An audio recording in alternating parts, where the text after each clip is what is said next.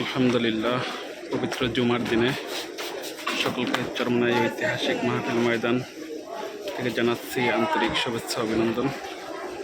আগামী বুধবার ঐতিহাসিক মাহফিল আরম্ভ, তার পূর্বেই ব্যাপক লোকের উপস্থিতি আমরা মসজিদে দেখতে পেয়েছি।